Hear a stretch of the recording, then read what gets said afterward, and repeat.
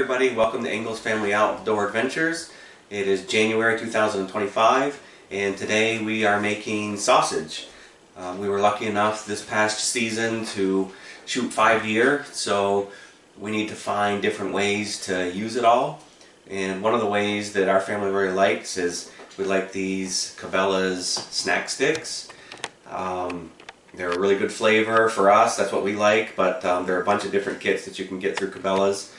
We really like this one, and I did this 10 or 12 years ago probably for the first time, and like everything I do in my life I learned the hard way on how to do it. So today we're going to show you what works really well for me and the right equipment to make these particular snack sticks. So stay tuned. Blake's going to help me with the process, and we're going to make some yummy venison snack sticks.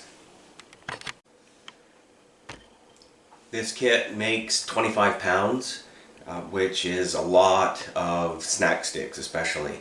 So we are going to make 12.5 pounds, so I took my digital scale and I split the mix and the cure that comes with it, so that we're going to make 12.5 pounds. And I was pretty close. I might be just a hair under 12.5 pounds, but it's pretty close. Alright, so we're getting ready to mix our meat with our seasoning, and I always do everything the hard way, so I don't have the proper equipment. I don't have the big mixer that you would have if you're going to do a lot of sausage. I just mix it by hand. So what I do is, in this case here, I have 5-pound packages of hamburger, and I actually package this up when I process my own deer, and packages this size if I'm going to make sausage, and I freeze it and then I thaw it when I make sausage, and I've never had any issues with defrosting the meat and then using it for sausage and not having it come out great. So I'm going to go with venison hamburger, and then also I do add ground pork. I do about 20% ground pork and the rest ground venison, and I find that's a good mixture. I've done it 100% venison before and it comes out good. It's lean, so it does come out a little bit drier. So we'll go ahead and get started and show you how we mix it together. Okay, well, I have the venison and ground pork in there. This particular kit, there is a packet that you have to put in, a cure. So I've already mixed that in the water, and I'm going to pour that in. And if you get a mix, and what I've found over the years is that some of these mixes don't have the best instructions. So if you ever get a mix where it doesn't say anything about adding water, if it's going to be stuffed into a casing, kind of a good rule of thumb is to use 1 ounce of water per pound of meat. And you don't want the meat to be too dry because it doesn't stuff well, and it can also rip the casing. So that's kind of a good rule of thumb. So for now we're gonna combine that, get it all mixed together, and when you're done, you shouldn't have any big clumps of pork. It takes a while to get it all mixed in good, but just take your time. I do it just like I'm kneading bread, and before you know it, it's all mixed together pretty well. So there's a lot of different ways you could do this. You could go ahead and add the seasoning now. Some mixes will have you mix the seasoning into the water and then pour it in and mix it together. It really doesn't matter.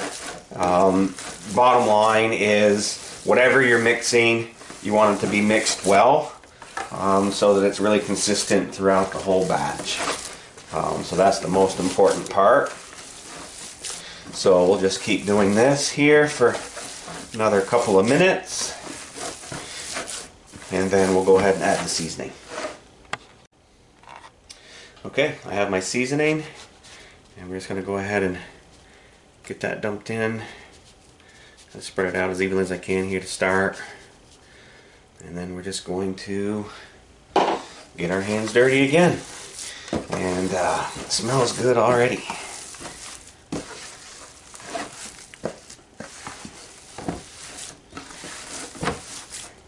So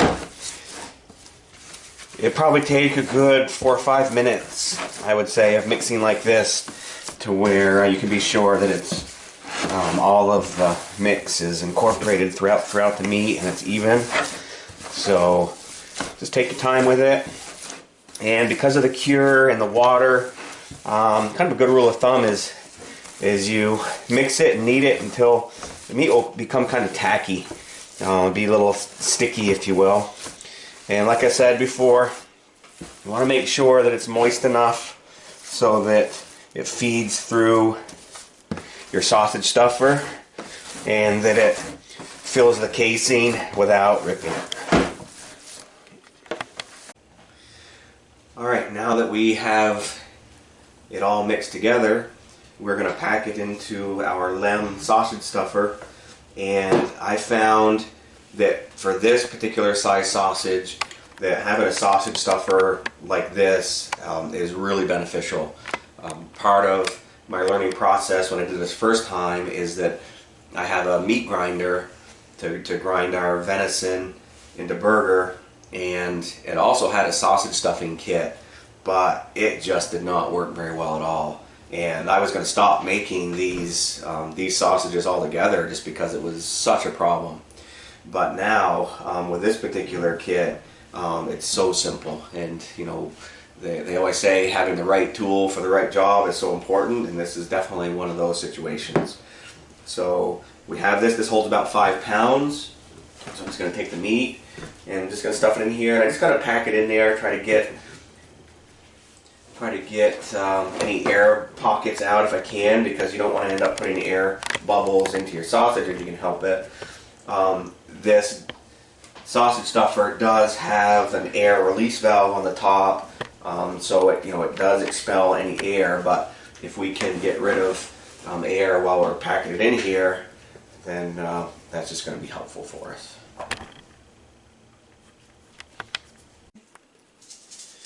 Alright, now I have the meat stuffed in here, so I'm just going to put this in, and this little crank here puts the piston down, and that's what forces the meat out the tube.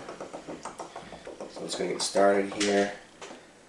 And we have these collagen casings that come with the kit. They just simply slide over the tube all the way, and then I just take an end out here and I just tie off the end.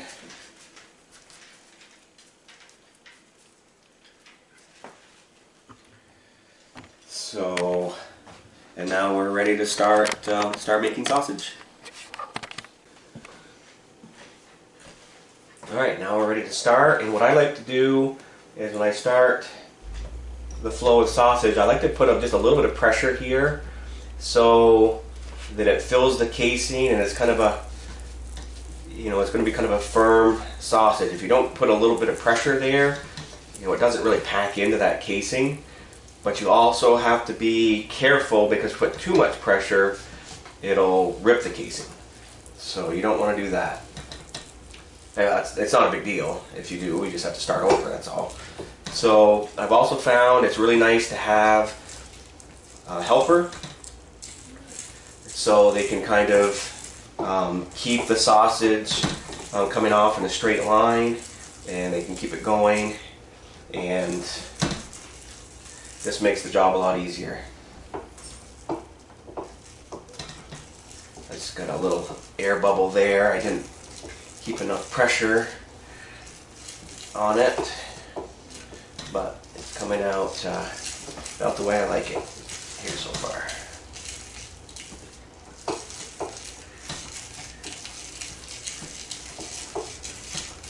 It's kind of satisfying when it comes out the way that it's supposed to, and it works good. As I mentioned earlier, the first time I did this with my grinder and the sausage attachment, it took me hours and hours and hours just to stuff these casings. It was so frustrating.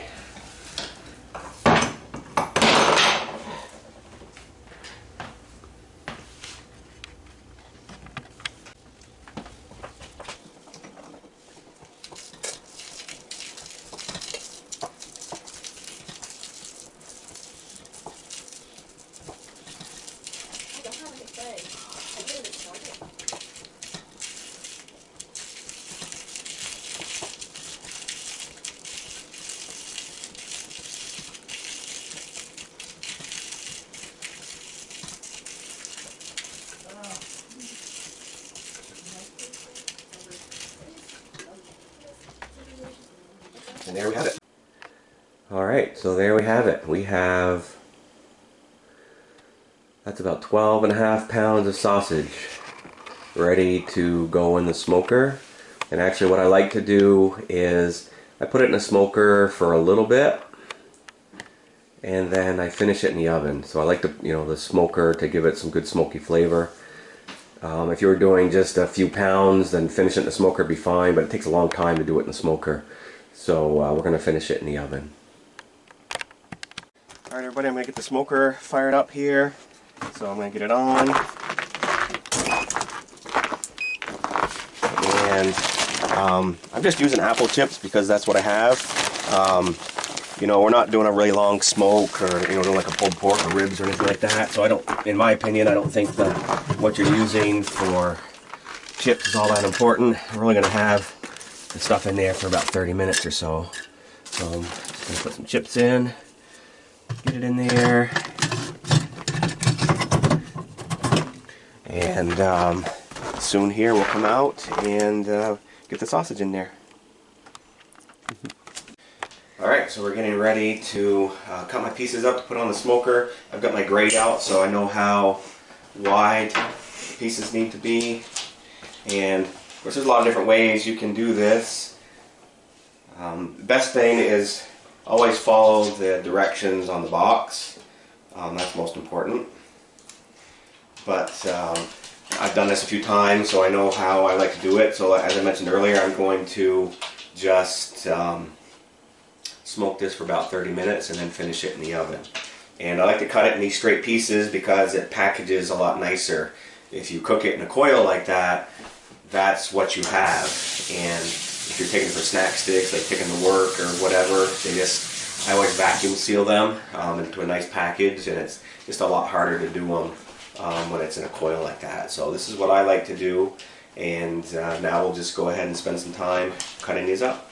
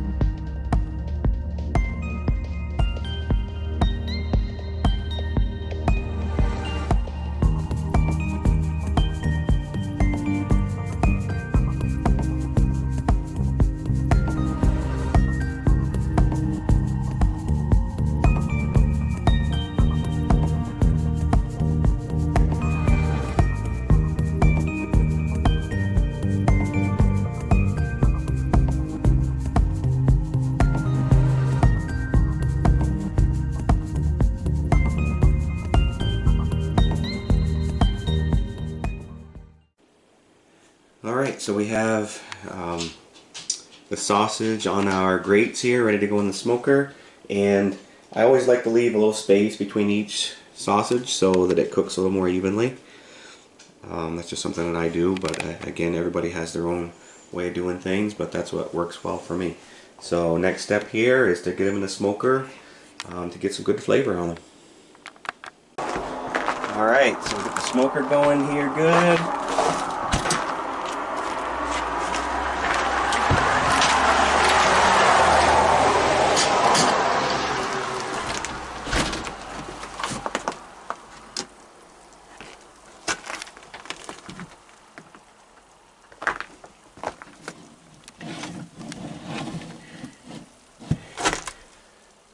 Put those in and try to space them out a little bit, and we'll get the other.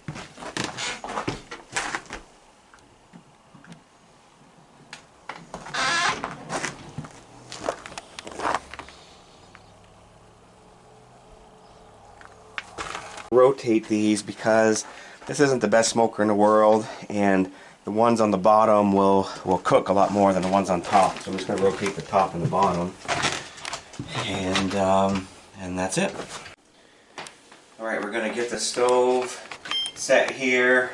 We're going to set this at 175. Again, always make sure you follow the instructions. So the instructions here says max temperature 175. We're going to cook to an internal temperature 158. I have a meat probe. So what we're going to do is I've lined the bottom with foil, and we're just actually going to place the sausages right on the racks, and we're going to finish them that way. So in just a minute I'll bring them in from the smoker and we'll get them set up. Alright, so we are done with our smoke, and boy, that smells good. So we're going to take these out, we're going to bring them in and get them into the oven.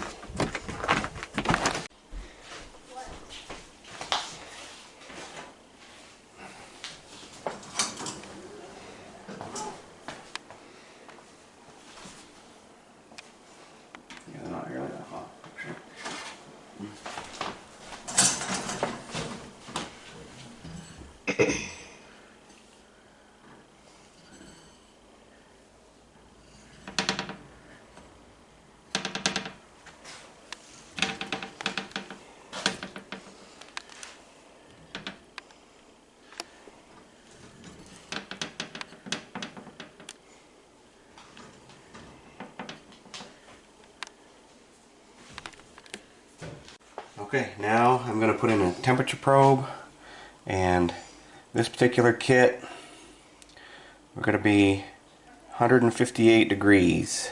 And I've had some kits in the past where very frustrating. They don't give you a cook to temperature, which doesn't make any sense to me. But I'm going to set the alarm to go off at 158 degrees.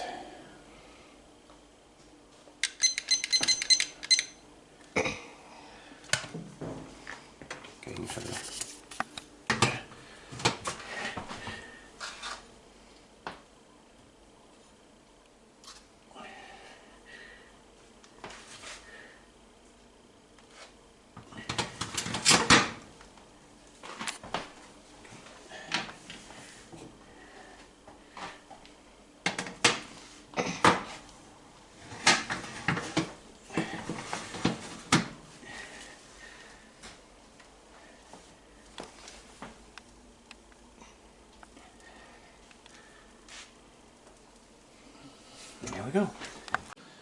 Okay, so we've hit our temperature. Actually, we're just a little bit less. And what I'm going to do is, what you're supposed to do actually is put it in an ice bath with cold water. But I don't want to do that.